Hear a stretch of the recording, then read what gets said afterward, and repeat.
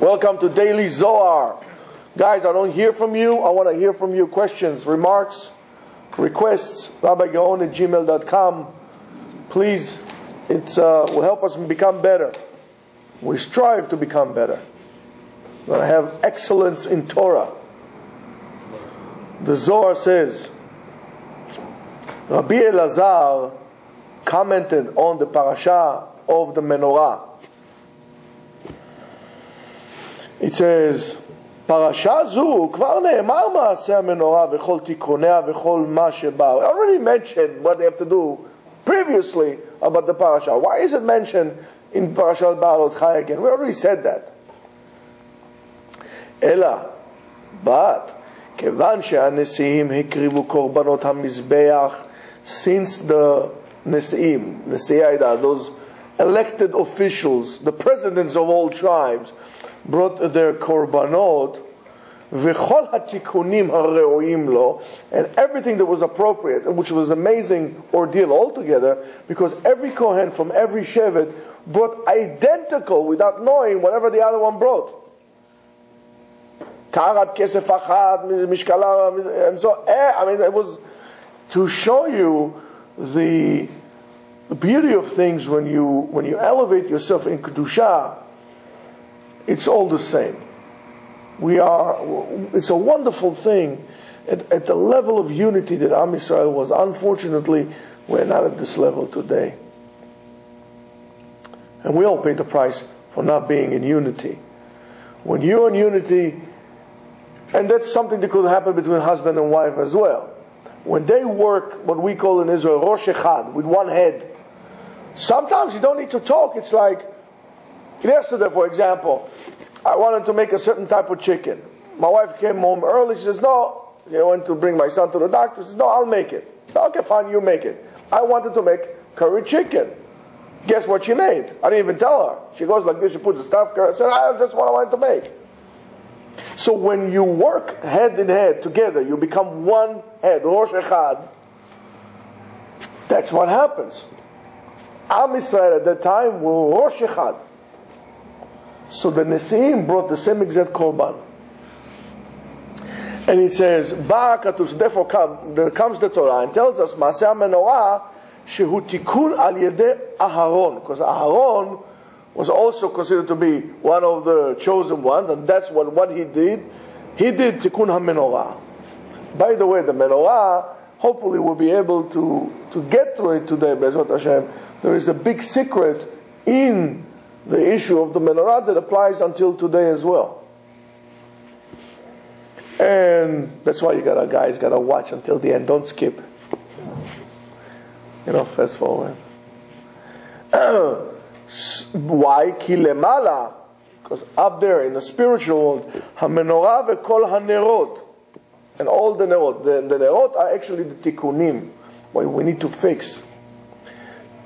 Tikkun, to fix, is also mishum linok, to suckle, to draw from.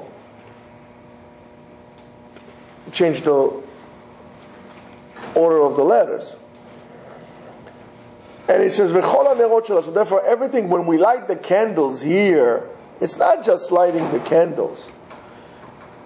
Don't forget that everything that we do in this world, there is an immediate mirror image of it happening in the spiritual world. Which is, if you think about it, it's scary. When you act here, there is a copy of you. I wouldn't say a copy in terms of your body, but there is you in the spiritual world. We exist in few dimensions at the same time. We exist in the horizontal, in the three-dimensional world that we are. We exist in the fourth dimension of time as we progress. If you do time lapse, right, of a person, right? Recently, a father did to his daughter from, the age of when she was born. Every day he took a picture of her until, she was whatever age. You see how the person is changing.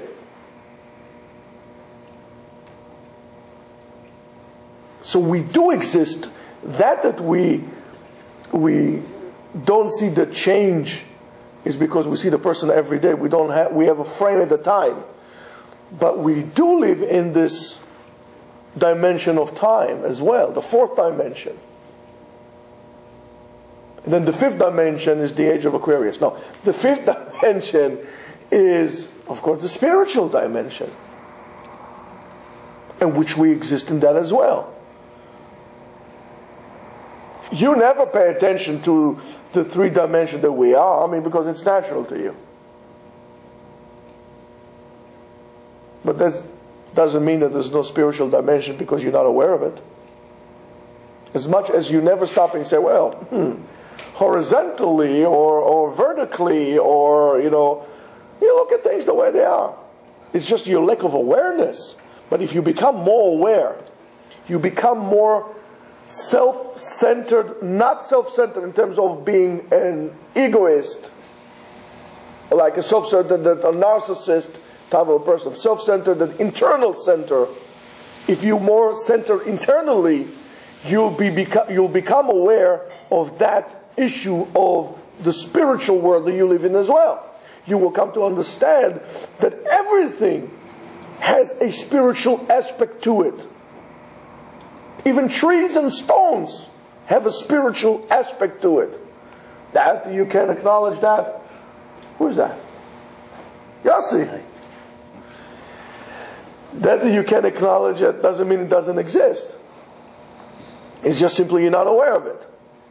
The same thing as if I would tell you about infrared and ultraviolet and all these ultra and infra colors that are there that you cannot see.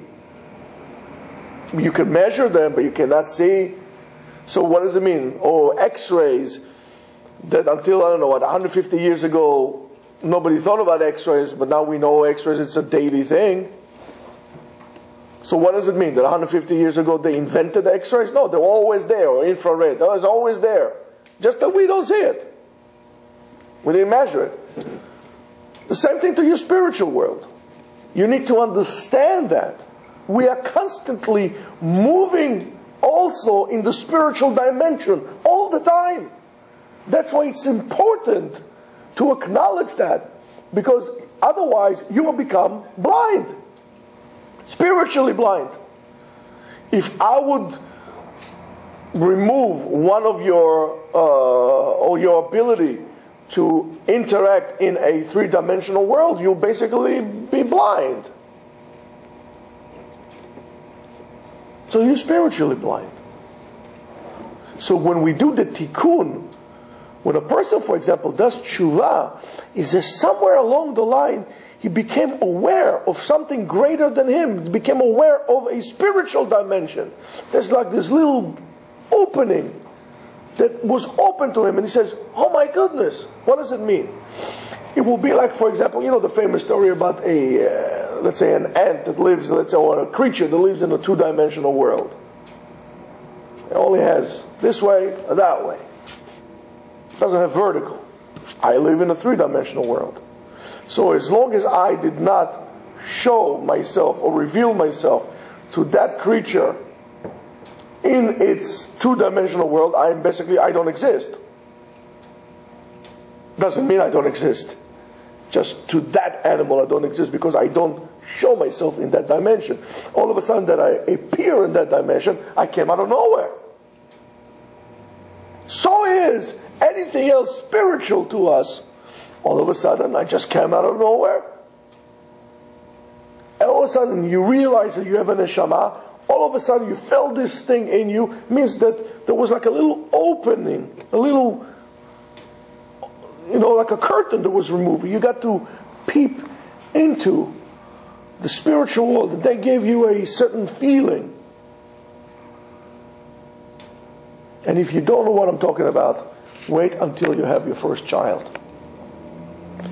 And you see your first child for the first time. When you see your child for the first time, you get a glimpse of the spiritual world. Because all of a sudden you feel this like overwhelming feeling of overwhelming.. You might even come to tears regardless of how tough you are. Those who don't feel that sensation when they see their child for the first time in their lives, it's not that they're tough. They're just completely not spiritual. You allow to have this feeling of spiritual overwhelming. You know, as long as you're aware of it, that comes out, you know. Sometimes you would interpret it as being a wussy or being a too feminine or whatever it is you are. You're not. You're just becoming, you got a glimpse of the spiritual. That is something that you feel all the time. For example, at least for me, when I learn Torah. Regardless of what happens in my life, sometimes a lot of things happen that I don't want to happen. I come here, start to learn. This is like I'm in a different world. Because this is a spiritual experience. Learning is a spiritual experience. If we make it technical and we don't feel it, that does not mean that it is not spiritual. It means that we're not doing the right thing. That's called a tikkun. I'm realizing that I need to be yonek. Draw something from the other place. I get my juice from the spiritual world, not from this world here. And that's the exercise we did yesterday. In our world, the sensation of balance is based on what we see in our, in front of us. Once you close your eyes and you try to, for example, stand on one leg, you're going to be a little bit off. You will not have a problem staying on one leg with your eyes open. Try to close your eyes, you'll fall. It's the internal balance that we don't have. So the tikkun is realizing where I'm your neck from, where I'm drawing the stuff. I'm fixing things up, not only fixing things. Not everything is broken. I'm connecting things, putting together, becoming more aware. So when a person does a tikkun, he becomes aware that he did something wrong, and he needs to get his, again, let's use the word juice from somewhere, from a different source. It's like right now I was using a creek or water source that was polluted. I realized that, let's say, mercury is not good. I need to go to a better water source, a cleaner water source, or to use filters. So what Aharon was doing was lighting the menorah. And every time they light the candles, it's tikkun. It's a fix-up of something. It's like we are doing something. We're bringing down something. And we'll see what it is.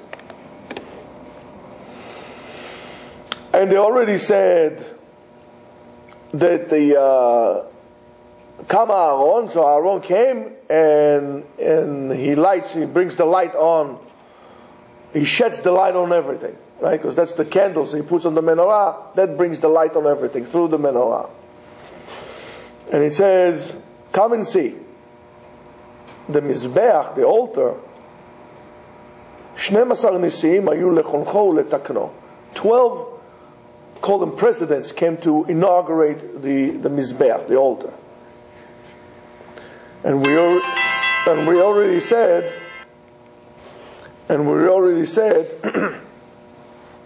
that there were 12 tribes. 4,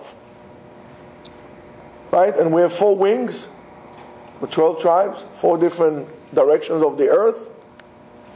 And Arbat Galim, and every degel, every flag, there were 3 tribes. This was one flag, this flag, and so on. V'kulam yachad ayu 12, and together they were all 12. So we divided into 4 Galim. Each Shevet has his own degel. But then we grouped them 3, 3, 3, and 3. So together is 12 to correspond with the 4 directions of the earth, which is very interesting. Reminds you always on the shaking of the lulav for the 4 directions. That's the difference, by the way. We have the 4 direction, and we have up, and we have down, to represent the 6 angles of everything natural in the world, right? Everything that is man-made in this world has 6 sides to it. 1, 2, 3, 4, 5, 6. Anything that is square. In nature, There's hardly any square shapes. Everything is naturally round. So we shake the lulav to the 4 directions. Here too. The 4 directions were almost like lehavdil. Don't get me wrong. I'm not turning New Age on you. Like the medicine wheel. The wheel that represents the 4 directions of the earth. And it says here, Ve'akol ke'en shelemala. Everything was in this world arranged based on how it is arranged in the spiritual world. Yes, there's no Aron, and that's why people have the misconception of like Bet Mikdash is coming from Shamayim down. What do you think? Kadosh Baruch Hu is a contractor. He doesn't build Mikdashim.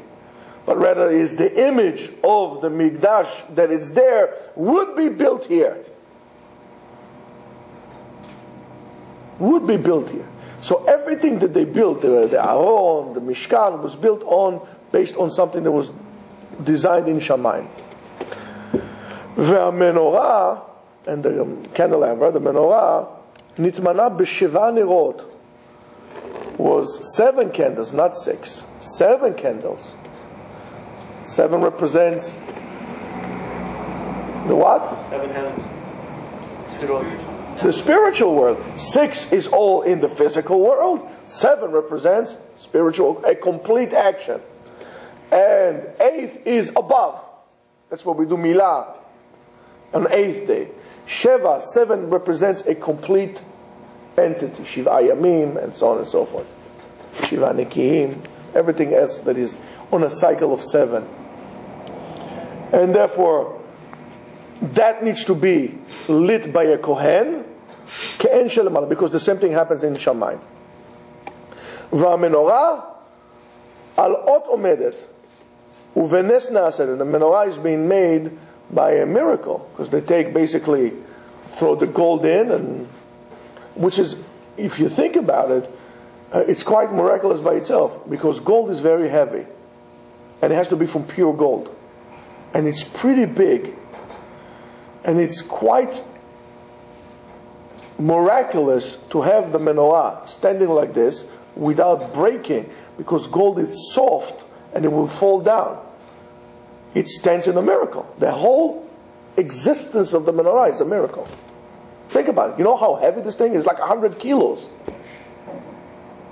It's a heavy duty thing. And it's made out of pure 24 karat gold.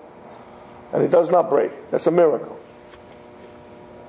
And we already said that the menorah, the mizbech hapnimi, the menorah, they stand together, l'simchat hakol, to rejoice, for the rejoicing of all. Because it says, shemen uktoret yesamach lev. Shemen, oil, ktoret, incense, yesamach lev, will make a person rejoice. Now, here we're starting into the secret. Sheshemen is the menorah.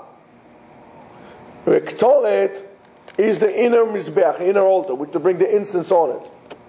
And we already said previously on Zohar, daily Zohar, Kishnei mizbachot, the 2 altars, hayu echad pnimi, the one that entered, there is altar of all, which is the mizbeach haktoret, v'zeh omed l'simcha, and that stands there for joy, that causes joy. Ve'echad bachutz, which one? The outside one, the big one. Le'akriv et hakorbanot, to bring the sacrifice. U'mimizbeach hapnimi, and from the inner mizbeach, the shefa, the abundance, goes out to the outer mizbeach. That's why they're kind of aligned.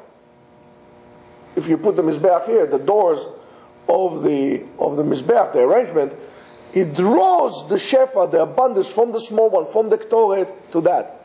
Well, you get from here something great. Umisheroeh umistakel, and whoever knows and would look, would know. HaChochma Elyonah, the great wisdom. Shesod hadavar is Shem Amonai, Adonut, and Shem Yudke Vavke. Shem Amonai goes on the outside mizbeach. Shem Havaya, the Yudke Vavke, goes on the inner Mizbeach, the interaction. That's why if you look over here, they have the Yud Ke Vav Ke b'milui maleh. One interacts with the other. You see, like they have it... There. Where?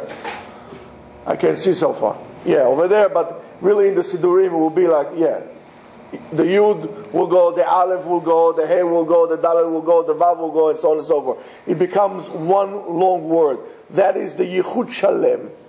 Taking the Midat Adin and mixing it with Midat Arachamim together. Mizbeach, Mizbeach. What gives it the Shefa? The Rachamim. ועל כן לא נקרב קטורת, that's why the קטורת could not be brought, אלא בשעה שנמצא שמן. Only when there is oil. There's no oil, there's no קטורת. Because you need both of them for simcha. And it says, I found in the book of Shlomo HaMelech, שקטורת היא לשמחה, להעביר המגפה. If there is a מגפה, if there is a plague or something, the קטורת brings that, make it go away, cleanses the area. I'm sorry? Like we had to make it fun. Aaron. Yeah, when Aaron took, exactly, and he ran with the Ktoret, he put the Ktoret and they ran like this, and he clears it up. Ma'atam, what's the reason? Because the din is on the outer Mizbeach, ve'asimcha ve'achedva, and the joy and happiness, ve'kesher ha'or, and the connection of the light, hem mizbeach ha'pnimi from inside. Shekol she'asimcha omedet bo, as long as there's joy in it, וזה מתעורר, and it awakens it, כל דין מסתלק מזה. Rabotai is a big secret here. If a person has, chaz v'shalom, hardship on it, there is in a way din. The din most likely is because you are not besimcha, you are not in happiness. Rejoice. Rejoice. Be besimcha. Be happy. The simcha is the one who brings all the bracha in. If you in din, you are constricted. Simcha makes you, okay, not too much simcha, like Nadav and Avihu, they brought too much simcha. Balanced. This gives to that. You don't want to have chas v'shalom simcha of like holelut, but in internal happiness, not the sidkam happiness, internal happiness. There is a big secret that will give you a lot of bracha in your life. You just laugh a little bit, smile a little bit. It's hard. That's okay, as they say. Life stinks, but it's a big party. It's hard. What can you do? Life is hard. But this is, Baruch Hashem, we are alive to go through this. Why you want to say, I'm tired of living? Be besimcha. It brings you a lot of bracha. The light. And you need to have the light to be besimcha. And you smell the good smell. When you see the light. And you need chokhmah for this, because the menorah represents chokhmah. That's a different case for a different story, a different time when we talk about the kavanah, how to gain wisdom by using the menorah. So, but that's not for now. But right now it's a big secret for you. You want to have bracha, see the light, smile. I'm going to tell you more than that. Ki en shemen ki im Torah. The shemen also represents Torah. Learning. When you learn and you understand the purpose of your life, when you have meaning in your life, the smell that you smell is always going to be good. So mimele, you're going to bring bracha anywhere you go. Oil represents also your children. Like olive trees around your table. Educate your children. How? But Torah. You say you understand why you do things. I'm not doing it for myself. What am I doing this for? Myself. What's myself? Excuse me, I'm doing it for my children. I have a purpose in my life. So when you do something for yourself, say, I don't know. Like for example, listen, you got to start running or start exercising today. Okay, I will. I don't feel like it today. I'm not running today. I'm too tired. I have a cramp. I don't know. For yourself, you won't do it. But if the doctor tells you, listen, your son needs to run every single day, you're going to be running. So you have a purpose for your running. You as yourself, you're not a purpose. When you learn how to do it, so therefore the smell is good. You have the light, you have simcha. And it says, when the simcha omedet bo, and you awaken this internal joy, kol din mistalek mizeh, all the dinim, all the hardship goes away. Ve'eino yachol la'asot din, and there's nothing, no din can harm you. Umishum zeh, because of that ktoret, the incense omedet levatel hamagefa. There is a plague. Sometimes it's not only a plague of physical, it could be a spiritual down. The Ktoret puts everything together, binds everything together. And what do we say about the Ktoret? Hadek eitev, eitev hadek. When the ingredients of the Ktoret needs to be powdered and pounded well. You go like this, hadek eitev. They put it into the mortar and pestle, and they until you can't tell, it becomes powder. Because that's the secret, that's the fragrance. The good and the bad are pounded together, and that's the secret of the Ktoret. That's why they bang it. That's the kesher. It puts everything together.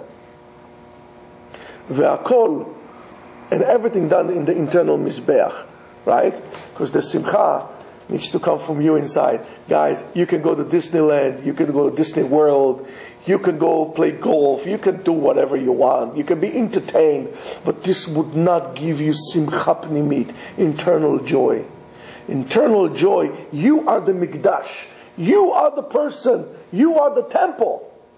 Where is your mizbeach pnimi? Where is the light that shines inside of you that scares away the darkness? Where is the fragrance of a meaning in your life that puts everything together, your good and the bad, for something else or something greater than you, to push away, to do, to act?